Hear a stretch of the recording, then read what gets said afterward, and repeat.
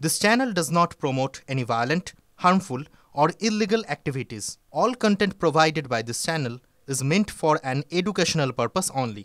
Top quality और consistent performance के लिए सिर्फ सिल्वर पंप्स नाम याद रखना।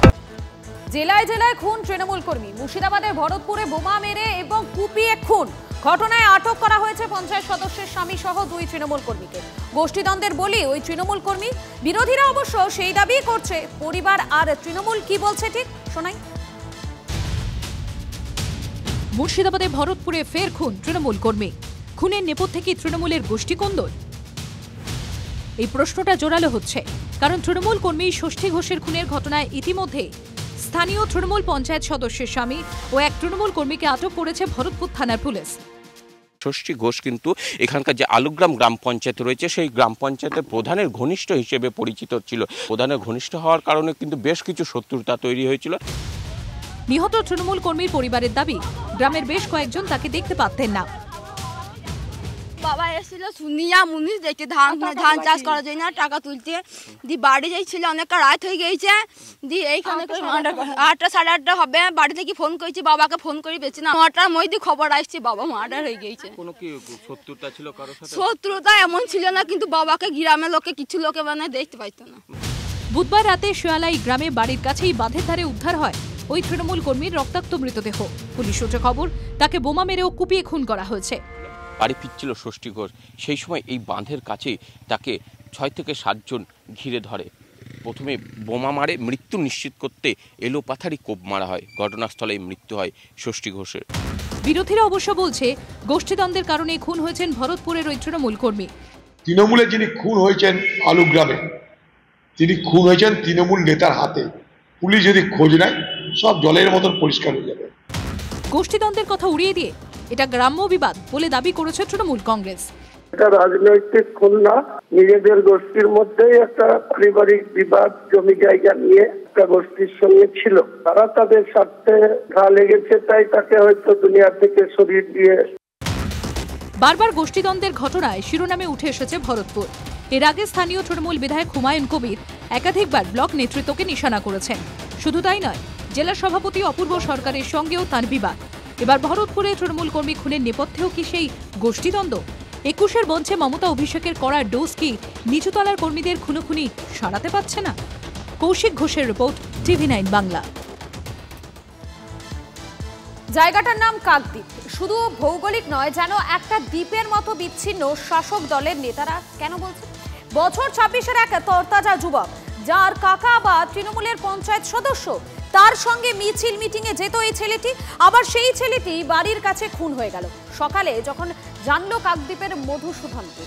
ততক্ষণে আরও জানা গেল এ তো বিধায়ক গোষ্ঠী আর সংসদ গোষ্ঠীর খেয়াখেয়ির ফল। বিরোধী নয়, এ কথা বলছে নিহতের পরিজন থেকে স্থানীয় তৃণমূল নেতৃত্বই। তৃণমূল কংগ্রেসের সম্পদ কারা? নেতারা নয়, কর্মীরা। তৃণমূল কেন অন্য দলের থেকে আলাদা তা বোঝাতে বারবার এমন উদাহরণ দিয়ে থাকে শাসক দলের শীর্ষ নেতৃত্ব।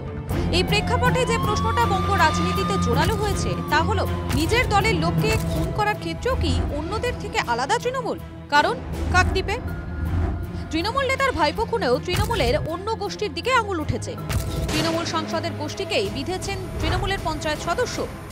এই লোকজনগুলো কি এমপির ছত্রছায়ায় রয়েছে? সেইটা মনে হয় তো, না তো এত কিছু হয় কি করে। তৃণমূল নেতা সালাউদ্দিন শেখের কার্যত ছায়াসঙ্গী ছিলেন রাকিব শেখ। বুধবার রাত থেকে বছর 26-এর যুবকের খোঁজ মিলছিল না। বৃহস্পতিবার বাড়ির কাছে ধান খেতে ক্ষত বিক্ষত তার দেহ উদ্ধার হয়। এই ফাঁকা মাঠ আজকে সকালে তৃণমূল সদস্য সালাউদ্দিন শেখের ভাইপো রাকিব শেখের কোপানো দেহ, একেবারে ক্ষতবিক্ষত দেহ এই ফাঁকা মাঠ থেকে উদ্ধার করা হয়। কে পেলবন্দে ঠেকে নিয়ে খেয়েছে, আবার বলে তো জেলের গুবিয়ে মেরে ফেলে দিয়েছে। কেন কাকদ্বীপে শাসক দলের দুই শিবিরের তত্ত্ব? এখানে উঠে আসছে দখলদারির লড়াই। স্থানীয় সূত্রে জানা গিয়েছে, গত লোকসভা ভোটের পর থেকে মধুসূদনপুর গ্রাম পঞ্চায়েতের দখল নিয়ে গন্ডগোল বাধে তৃণমূলের দুই গোষ্ঠীর মধ্যে। একদিকে বিধায়ক গোষ্ঠী, আরেকদিকে সাংসদের অনুগামীরা। সেই দ্বন্দ্বের জেরে তৃণমূল পঞ্চায়েত সদস্য সালাউদ্দিনের বাড়িতে বোমাবাজি হয় বলে অভিযোগ। সম্প্রতি পঞ্চায়েতে ত্রাণ বিলিতে বাধা পেয়ে বিধায়ক গোষ্ঠীর লোকজনকে মারধর করা হয়। নাম জড়ায় সাংসদ গোষ্ঠীর লোকজনের। পঞ্চায়েতের এরা একটা দখল করার চেষ্টা করছে, যাতে করে আমাদেরকে সরিয়ে দিয়ে তারা যেন দখলে আসতে পারে, সেই চেষ্টা তারা চালিয়ে যাচ্ছে, নিরন্তর চালিয়ে যাচ্ছে। সাংসদ এখানে আমাদের সঙ্গে কোনো সহযোগিতা কিন্তু উনি করেননি। দলের নিচু তলা থেকে অভিযোগ উঠলেও কোন্দল মানছে না তৃণমূল নেতৃত্ব। আমাদের তৃণমূল একটাই, নেত্রী একজনই, মমতা ব্যানার্জি।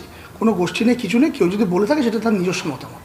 কর্মীদের, সমর্থকদের যারা রক্ষা করতে পারে না, তাদের ক্ষমতায় থাকার কোনো অধিকার আছে বলে আমার মনে হয় না। দিদির রান্নাঘরে অত খাবার নাই, এবার দিদির চোর ভাইরা কি করবে? খুনাখুনি করে সংখ্যা কমাচ্ছে। মালদার দুলাল সরকার হোক কিংবা নৈহাটির সন্তোষ যাদব, সাঁইথিয়ার পীযূষ ঘোষ, ভাঙড়ের রাজ্জাক খান, আবার মালদাতেই আবুল কালাম আজাদ থেকে বজবজের কৃষ্ণ মণ্ডল, সব জায়গাতেই মারছে তৃণমূল, মরছে তৃণমূল। এখানেও কি অন্যদের থেকে আলাদা রাজ্যের শাসক দল? শুভেন্দু হালদারের রিপোর্ট, TV9 বাংলা।